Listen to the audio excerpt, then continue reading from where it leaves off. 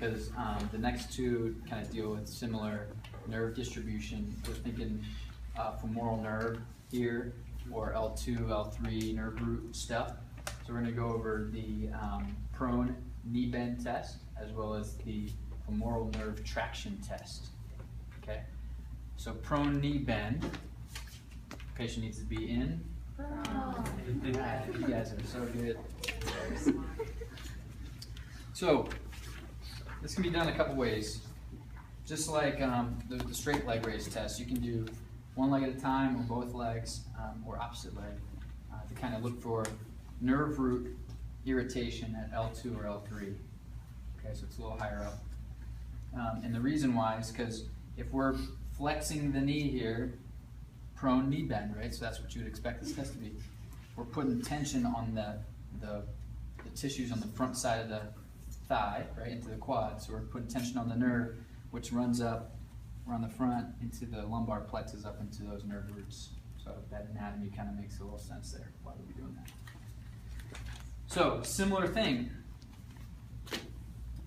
All you're doing is taking their knee, making sure they don't have any rotation here, right, in the sagittal plane, taking their knee up as far as they can and trying to bring their heel to touch their bottom. What they're going to complain of is that searing or burning pain through the front of the leg, or they're going to complain of pain localized in the back, or even into this butt cheek, kind of just this radiating down irritation, okay? You can also do it on the other side and see if they get symptoms there as well, or if doing this side causes that same one, kind of like the crossed straight leg raise test. This is like a crossed prone knee bend test. And then finally, you can do both. I like doing both because it kind of gives me an assessment of if flexibility on one side is better than the other. So if she can get down to here on this side and only here on that side, it tells me maybe she has either some neural tension here, or quads are not flexible, or hip flexors are not flexible. So on that note, what hip special test is this? Eli. Awesome, yeah. So when you're assessing this, notice if this raises up, because then you can really kind of dig into that. And almost everybody's hip raises up there. Okay. Well, if you do this, and then they also get pain in the low back, you're putting tension on the psoas, right? That's making them more lordotic and giving them some pain and like pinching almost there too, right? Because psoas. The psoas. What's the origin of the psoas? T12. So you guys can look that one up. So you guys can definitely look that one up. And so anyways, I want you to do that one. The next one, if you roll into your back face me, or excuse me, your side face me. Your back face me. So I'll go on this side then. Roll it so the rest they can see it. This next one's a femoral nerve traction test. Are you guys comfortable with the other one so far? Yeah. This one, their affected leg's going to be on top, so they're going to come and say, I get this weird kind of pain, and it feels kind of like electricity sometimes, or burning down the front of my leg.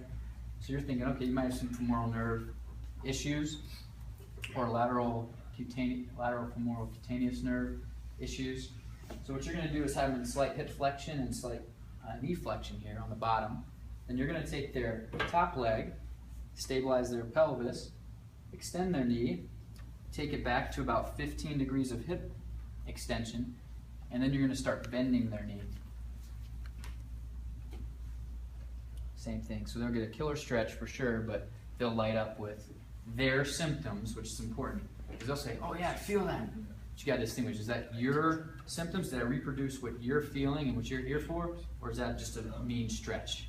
Right, so that's important to distinguish too. That would be positive on that for femoral nerve irritation or tension. What's the other test you can do in that same position? What's that? Overs? Yeah, good work.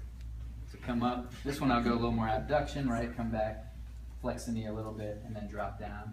And what's that tested? Cool. Good work. So why don't you practice